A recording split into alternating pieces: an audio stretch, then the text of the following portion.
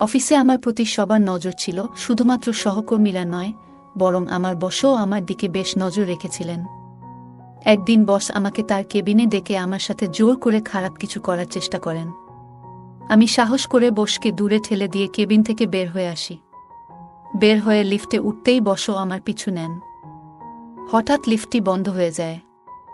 আমাকে একা দেখে বস লিফটের মধ্যেই আমাকে। একদিন অবশেষে কুনাল বসের কাছে গিয়ে কিছু কথা বলার সাহস পেলাম। সেদিন রাতে নিজের মতো করে সাজগোজ করে তার ঘরের দিকে রওনা হলাম। ঘরে ঢুকে দেখি সে জানালার পাশে দাঁড়িয়ে বাইরে তাকিয়ে আছে। ধীরে ধীরে তার দিকে এগিয়ে গিয়ে পেছন থেকে হালকা করে স্পর্শ করি। কিছুক্ষণ এমনই দাঁড়িয়ে থাকলাম, আর সে আমার থেকে দূরে সরে গেল না। আমি বললাম, কুনাল, কেন এমন করে এড়িয়ে যাচ্ছ? তুমি কি জানো কতদিন ধরে তোমাকে নিয়ে আমি কত চিন্তা করছি? তোমার সামনে থাকলেও তুমি কেন এমন দূরে দূরে থাকছ? কথাগুলো বলতে বলতে আমার হাত তার কাঁধে স্পর্শ করে। সে ঘুরে তাকালো না, আর আমি মৃদু হাসি দিয়ে তাকে জড়িয়ে ধরলাম। যেন মুহূর্তটি থেমে গেল আমাদের জন্য। বন্ধুরা, আজকের গল্পটি অনেক বেশি স্পেশাল। আশা করছি তোমাদের ভালো লাগবে। আর প্লিজ ভিডিওটিতে একটা লাইক করে দেও। আমার বয়স 25 বছর। আমি অনেক সুন্দর আর আকর্ষণীয় ছিলাম। আমার নাম তানিয়া। শহরে আসার পর থেকেই আমি অনেক ছোট পোশাক পরে থাকি, যা আমাকে আরও আকর্ষণীয় করত। আমি আমার শরীরের অনেক যত্ন নিতাম। এত কিছুর করার পিছনে একটা কারণ হলো যেন আমি একটি ভালো চাকরি পাই। এই চাকরি পাওয়ার জন্য আমি ইচ্ছা করেই বসের গাড়ির সামনে যেতে চেয়েছিলাম, কারণ এতে আমার চাকরি পাওয়ার সম্ভাবনা ছিল। কিন্তু আমি জানতাম না যে এই চাকরির মূল্য আমাকে আমার সম্মান দিয়ে দিতে হবে। হালকা আঘাতের কারণে আমার হাঁটুতে সামান্য ব্যথা হয়েছিল, তবে সৌভাগ্যক্রমে বড় কোনো আঘাত পাইনি। বস আমাকে সাহায্য করে হাসপাতালে নিয়ে যান এবং প্রাথমিক চিকিৎসার ব্যবস্থা করেন। তিনি তখনও জানতেন না যে আমি তার কোম্পানিতে ইন্টারভিউ দিতে এসেছিলাম। এই আইডিয়াটা আমার এক বন্ধুর কাছ থেকে পেয়েছিলাম। সে আমার এই বসের কোম্পানিতে কাজ করে। বস আমার ঠিকানা জানতে চেয়েছিলেন এবং ক্ষতিপূরণের জন্য আমাকে কিছু আর্থিক সাহায্য করেছিলেন। শহরে আমার কোনো আত্মীয় ছিল না, এবং আমি চিরতরে আমার মামার বাড়ি ছেড়ে চলে এসেছিলাম, কারণ আমার মামি আমাকে অনেক কষ্ট দিয়েছিলেন। আমার এই পরিস্থিতির কথা বসকে জানাই এবং বলি যে এই শহরে আমার কেউ নেই, আমি এখানে চাকরির খোঁজে এসেছি। তখন বস বললেন, ঠিক আছে, আমি আমার বাড়িতে তোমার জন্য একটি রুমের ব্যবস্থা করতে পারি, এবং সুস্থ হয়ে উঠলে তোমাকে চাকরির একটা ব্যবস্থা করে দিব। বসের এই সহায়তার মাধ্যমে তিনি একজন ভালো মানুষ বলে মনে হচ্ছিলেন, এবং আমারও থাকার কোনো নির্দিষ্ট জায়গা ছিল না, তাই আমি তার প্রস্তাবটি মেনে নিলাম। তার নাম ছিল কুনাল। তার বাড়ি বড় হলেও তিনি একাই থাকতেন এবং বাড়িতে কয়েকজন কর্মচারী ছিল। বাড়িতে আসার পর খুব বেশি সময়ও হয়নি, তাই আমি শান্তভাবে তার দেওয়া ঘরটিতে চলে গেলাম। আচমকা ঘটে যাওয়া এই দুর্ঘটনাটি আমার জীবনে অদ্ভুত কিছু ঘটনা নিয়ে আসবে তা একদমই বুঝতে পারিনি। তবে এটুকু জানতাম যে এমন হঠাৎ করে কারো সাথে সাক্ষাৎ হওয়ার পেছনে কোনো না কোনো কারণ থাকে। যখন পর্যন্ত আমার পা পুরোপুরি সুস্থ হচ্ছিল না, কুনাল আমার প্রতি অনেক যত্ন নিয়েছিলেন। এই সময়ে জানতে পারলাম তিনি একজন সফল ব্যবসায়ী। কিছুদিনের মধ্যেই আমি পুরোপুরি সুস্থ হয়ে উঠলাম। সুস্থ হওয়ার পর ভাবলাম যে এবার আমাকে সেই বাড়ি ছেড়ে যেতে হবে। সেদিন কুনাল নিজেই আমাকে জিজ্ঞাসা করলেন যে আমি কবে চলে যাব। তখন আমি তার সামনে আবেগে ভেঙে পড়লাম। বললাম, আমার এখানে থাকার মতো কোনো জায়গা নেই এবং এখনো পর্যন্ত কোনো চাকরিও পাইনি। যেদিন আপনার গাড়ির সাথে আমার দুর্ঘটনা হয়েছিল সেদিন আমার একটি ইন্টারভিউ ছিল, যা এখন আমার হাতছাড়া হয়ে গেছে। আমার কান্না দেখে কুনাল আমাকে তার কোম্পানিতে একটি চাকরি দিলেন এবং তার বাংলোতে থাকার জন্য একটি রুমের ব্যবস্থা করলেন। তিনি বললেন, যতদিন না অন্য কোথাও থাকার ব্যবস্থা করছি ততদিন আমি এখানে থাকতে পারি। এত ভালো সুবিধা পাওয়ায় আমি সেই বাড়ি ছাড়তে চাইনি, কিন্তু কুনাল আমাকে অন্য কোথাও থাকার জন্য 1 মাস সময় দিয়েছিলেন। এবার থেকে আমার নতুন চাকরি শুরু হলো। অফিসে গিয়ে জানতে পারলাম যে কুনাল এর বাবা এখানকার বড় বস। সেদিন প্রথমবার তার সাথে আমার দেখা হওয়ার কথা ছিল অফিসে। আমি কেবিনে ঢুকতেই তিনি কিছুক্ষণ তাকিয়ে রইলেন এবং আমাকে বসতে বললেন। আমি নিজের পরিচয় দিলাম এবং তারপর কেবিন থেকে বের হতে যাব। তখন তিনি হঠাৎ করে আমার হাত দুটি ধরে ফেললেন এবং ছাড়তে চাইছিলেন না। তার এই ব্যবহারে আমি কিছুটা অবাক হয়ে গেলাম। কেন জানি না মনের ভিতর অনেক ভয় পেতে থাকলাম। চাকরির প্রথম দিনেই তিনি আমাকে 5-6 বার কেবিনে ডেকেছিলেন, যা আমার খুব একটা ভালো লাগছিল না। তবুও কিছু বলার সাহস পাইনি, কারণ কিছু বললে হয়তো চাকরিটা চলে যেত। সেদিন সন্ধ্যায় বাড়ি ফিরলে দেখি ছোট বস কুনাল বাড়িতে নেই। আমি বাড়ির পরিচারিকার কাছে বসের ব্যাপারে জানতে চাইলে সে জানান কুনাল এই বাড়িতে একাই থাকেন। তার এত ধনসম্পদ দেখে আমার চোখ যেন চকচক করছিল। আমার মনে অর্থের লোভ তৈরি হতে শুরু করে। রাতে ইচ্ছাকৃতভাবে ছোট পোশাক পরে কুনালের রুমে যাই। আমি সামান্য ল্যাংড়াতে হাঁটছিলাম, যা দেখে কুনাল এগিয়ে এসে জানতে চান কি হয়েছে। আমি বললাম, আমার পায়ে খুব ব্যথা হচ্ছে আর সহ্য করতে পারছি না। এই ব্যথা তার সেদিনের অ্যাক্সিডেন্ট এর কারণে হচ্ছে। কুনাল বস অনেক ভালো মনের মানুষ ছিল। আমি তার প্রেমে পড়ে গিয়েছিলাম, আর আমার ভিতরে টাকার লোভ কাজ করছিল। আমি বললাম, পায়ের ব্যথা সহ্য করতে পারছি না, তাই এখানে এসেছি। কুনাল আমার হাত ধরে আমাকে বিছানায় বসিয়ে দিল এবং আমার পায়ে ক্রিম লাগাতে শুরু করল। আমি ছোট পোশাক পরা ছিলাম, যা হাঁটুর উপরে পর্যন্ত ছিল। আমি কুনালের দিকে তাকিয়েছিলাম, আর সে মনোযোগ দিয়ে আমার পায়ে ক্রিম লাগাচ্ছিল। সে একবারও আমার দিকে তাকায়নি। জানি না কেন। আমি ধীরে ধীরে তার কাছে আসার চেষ্টা করছিলাম। তখনই সে বলল, আজ রাতে আমি বাইরে গেস্ট রুমে ঘুমাবো, তুমি এই ঘরে বিশ্রাম নাও। তার এই কথা শুনে আমি হতভম্ব হয়ে গেলাম। এক মুহূর্তে যেন সব থেমে গেল। কুনাল শুধু আমার পায়ে ব্যথার ক্রিম লাগিয়ে কিছুক্ষণ পর রুম থেকে বেরিয়ে গেল। কিন্তু এত সহজে হাল ছাড়ার মতো আমি নই। আমি জানতাম কিভাবে নিজের উদ্দেশ্য পূরণ করতে হবে, তাই আমার চেষ্টা চালিয়ে গেলাম। পরের দিন আমি ঠিক সময়ে অফিসে পৌঁছালাম, যদিও কুনাল আমাকে তাদের বাড়িতে থাকার সুযোগ দিয়েছিল। অফিসের পথে আমরা আলাদা আলাদা যেতাম। অফিসে ঢুকে লিফটের সামনে এসে দেখি বড় বসও সেখানে দাঁড়িয়ে আছেন। তিনি কুনালের বাবা। লিফটে ওঠার পর তিনি আমাকে আন্তরিকতার সঙ্গে শুভ সকাল জানালেন এবং এক মুহূর্তের জন্য বন্ধুত্বপূর্ণ ভঙ্গিতে কাঁধে হাত রাখলেন। এরপর আচমকা তার হাতের অবস্থান একটু অস্বস্তিকর মনে হল, যদিও তিনি কিছু বলেননি। অফিস ছিল ৫ম তলায়, আর লিফটের দরজা খোলার জন্য আমরা তখন অপেক্ষা করছিলাম। লিফট আমাদের গন্তব্যে পৌঁছানোর আগেই হঠাৎ বন্ধ হয়ে গেল। সিকিউরিটিতে ফোন করার বদলে বড় বস আমাকে নিজের দিকে টেনে নিলেন। আমি বললাম, আপনি কি করছেন? যা কিছু করছেন সবকিছু ক্যামেরায় ধরা পড়ছে। তিনি হাসলেন এবং বললেন, এই কোম্পানি, এই ক্যামেরা, সবকিছু আমার নিয়ন্ত্রণে। এই ফুটেজ কিভাবে ব্যবহার করতে হবে তা আমি ভালোই জানি। এরপর তিনি বললেন, তানিয়া, তুমি খুব সুন্দরী।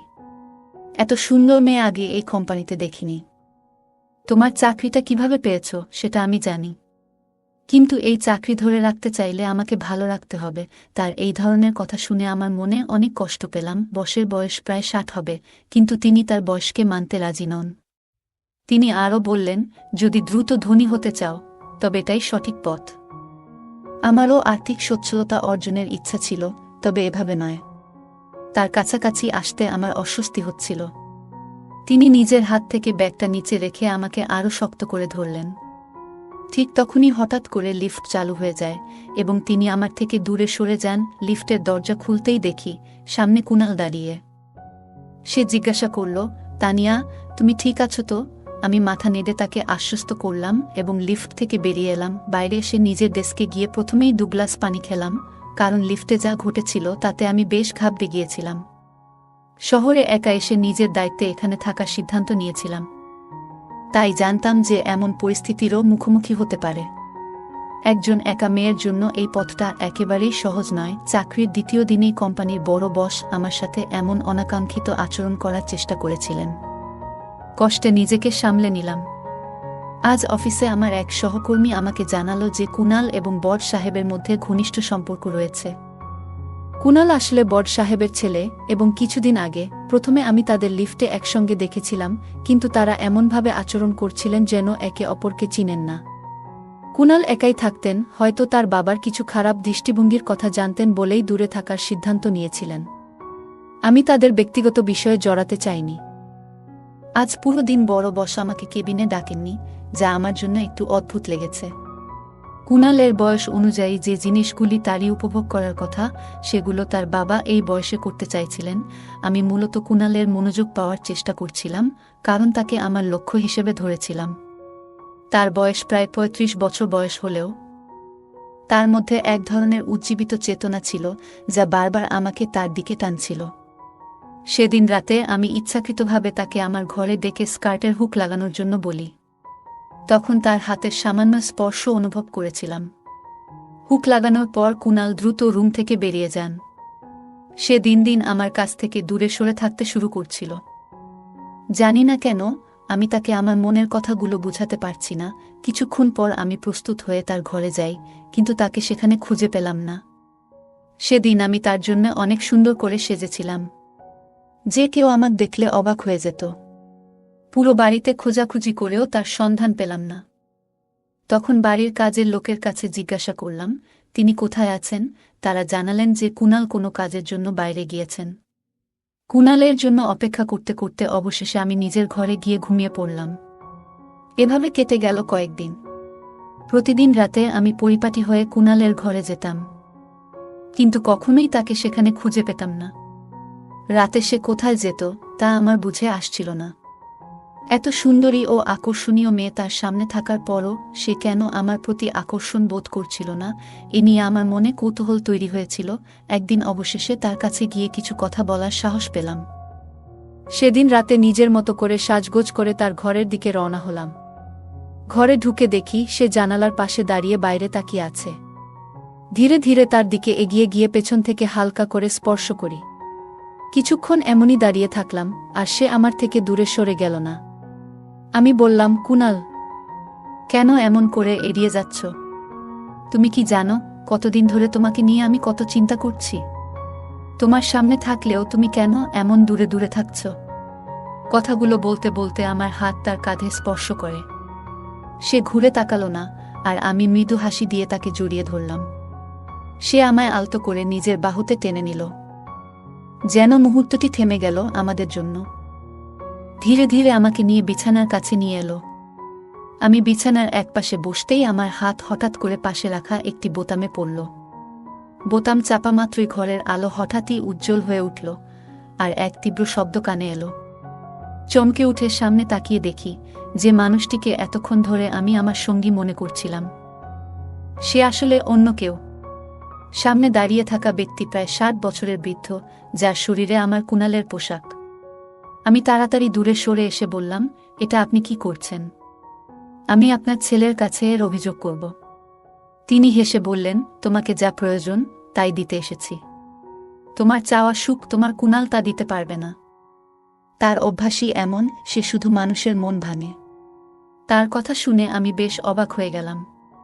বললাম, আপনি যে ধরনের সুখের কথা বলছেন তা সম্ভব নয়, কারণ আমি আপনার ছেলেকে সত্যিই ভালোবাসি।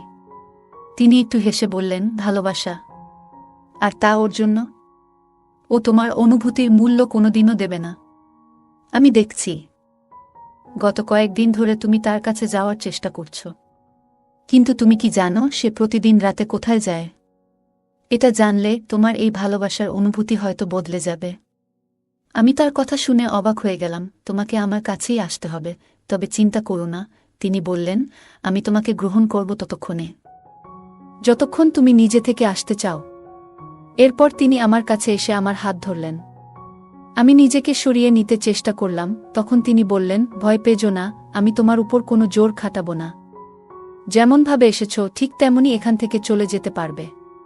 তবে আমি নিশ্চিত 1 ঘন্টা পর তুমি নিজেই আমার কাছে ফিরে আসবে, কারণ যেটা তুমি খুঁজছ সেই স্বাচ্ছন্দ্য আমার কাছেই আছে।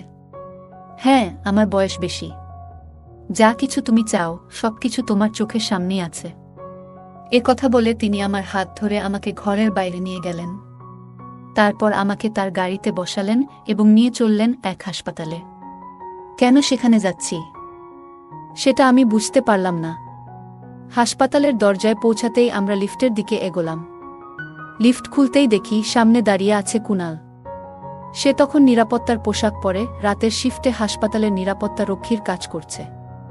তাকে এই অবস্থায় দেখে আমি একেবারে হতভম্ব হয়ে গেলাম। মনের গভীরে আঘাত পেলাম, কারণ আমার বিশ্বাস ভেঙে পড়ছিল। আমি সেখান থেকে মাথা নিচু করে বেরিয়ে এলাম। তখন বড় সাহেব হেসে বললেন, এই তো তোমার সেই অর্থশালী কুনাল, যে রাতের বেলায় নিরাপত্তার দায়িত্ব পালন করে। ধীরে ধীরে আমার মনের ভেতর থেকে কুনালের প্রতি আসক্তি কমতে শুরু করল। লিফটের সামনে দাঁড়িয়ে আমার ভেতরে এক ধরনের তিক্ততা আর ক্রোধ জমতে শুরু করল। বড় সাহেব বলল, এই কারণেই আমি এই অবহেলিত ছেলেটির সঙ্গে এক ছাদের নিচে থাকি না। তিনি বললেন, কারণ সে কেবল একজন সাধারণ নিরাপত্তারক্ষীর কাজ করে।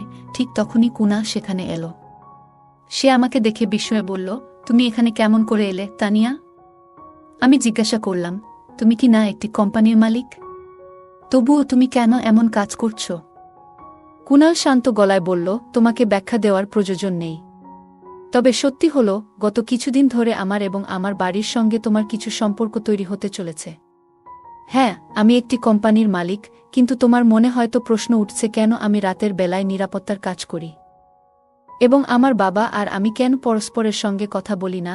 তার আসল কারণ হলো, একটি বছর আগে আমি এই হাসপাতালের লিফটে আমার স্ত্রী ও শিশুকে হারিয়েছিলাম। সে নীরবে একটু থামল, তারপর বলল, আমার স্ত্রী তখন গর্ভাবস্থার 9ম মাসে ছিল। তাকে ডেলিভারির জন্য এই হাসপাতালেই এনেছিলাম। প্রসব ওয়ার্ড ছিল 4র্থ তলায়, কিন্তু লিফট হঠাৎ করে 2য় তলায় আটকে যায়। সেই সময় লিফটে শুধু আমরা দুজনই ছিলাম। আমার স্ত্রী তীব্র ব্যথায় কাতরাচ্ছিল। আমি বারবার নিরাপত্তার জন্য সাহায্য চেয়েছিলাম, কিন্তু কিছুই কাজ করছিল না। পুরো 2 ঘন্টা পর লিফট মেরামত করা হয়েছিল, কিন্তু ততক্ষণে সেদিন আমার চোখের সামনে আমার স্ত্রী এবং আমাদের অনাগত সন্তান প্রাণ হারায়। সেই মর্মান্তিক ঘটনার পর থেকে আমি শপথ নিয়েছি, আর কোনো নারী যেন এমন পরিস্থিতির শিকার না হন।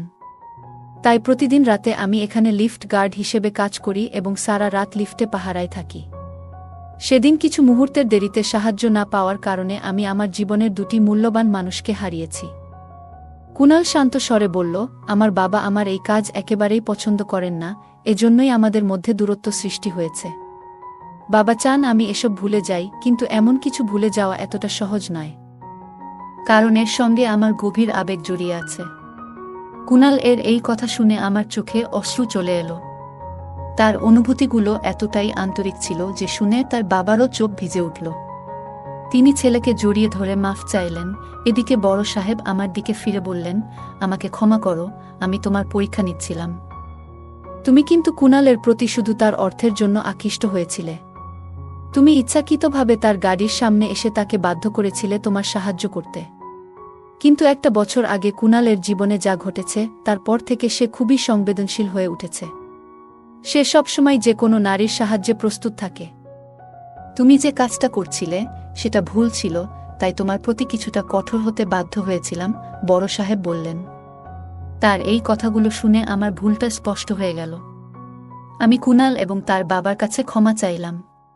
সত্যি বলতে, আমি ভাবছিলাম কুনালের সাথে বিয়ে করে তার সম্পত্তি নিয়ে আরামে জীবন কাটাবো। তবে কুনাল সম্পূর্ণ ভিন্ন ধরনের একজন মানুষ, একজন সংবেদনশীল মানুষ, যিনি বড় একটি কোম্পানির মালিক হয়েও নিরাপত্তা রক্ষার কাজ করছেন, কারণ এই কাজের সঙ্গে তার আবেগ জড়িয়ে আছে। সেদিন আমার উপলব্ধি হলো, টাকার থেকেও বেশি গুরুত্বপূর্ণ হলো মানুষের প্রতি মানুষের অনুভূতি। টাকা তো উপার্জন করা যায়, কিন্তু একবার প্রিয়জনকে হারালে তাদের আর ফিরে পাওয়া যায় না। তাই টাকার চাইতে আমাদের কাছের মানুষদের মূল্য দেয়া প্রয়োজন। অর্থ থাকলেই যে জীবনে সুখ থাকবে এমনটা নয়। সবার জীবনেই কিছু না কিছু অভাব থাকে, আর তাই আমাদের উচিত যা আছে তা নিয়ে সন্তুষ্ট থাকা এবং সেই জীবনকে আনন্দময় করে তোলা।